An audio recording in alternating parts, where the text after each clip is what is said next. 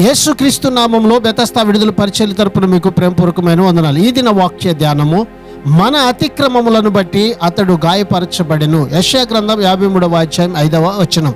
యేసు మన కొరకు గాయపడ్డాడు. ఇక్కడ వ్రాసిన హెబ్రూ పదానికి అర్థము పదునైన పరికరం వల్ల గాయాలు పొందడం అని.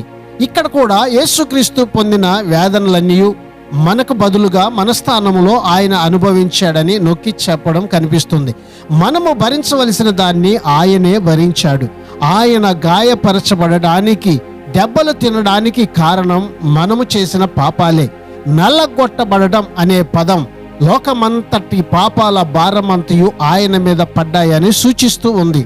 అందుకే బాప్తిస్మం ఇచ్చే యోహాను యేసును చూచి, ఇతడే లోక పాపములను మోసుకొని పోయే దేవుని గొర్రెపిల్ల అన్నాడు. యేసు ప్రభు మానవ జాతి అంతటి కోసం తన రక్తాన్ని, ప్రాణాన్ని అర్పణగా ఇచ్చాడు. యేసు చేసిన ఈ అర్పణ నీ కోసమేనని గుర్తించగలవా? ప్రార్థన. పరిశుద్ధుడా యేసయ్య, మరొక నూతన దినాన్ని మాకు ఇచ్చినందుకు నీకు వందనాలు, స్తోత్రాలు చెల్లిస్తూ, మేము నీ త్యాగాన్ని గుర్తెరిగి నీ బిడ్డలుగా జీవించే ధన్యతను మాకు దయచేయమని యేసు ప్రశస్త నామములో ప్రార్థించి అడిగి వేడుకుంటున్నాము తండ్రి. ఆమెన్.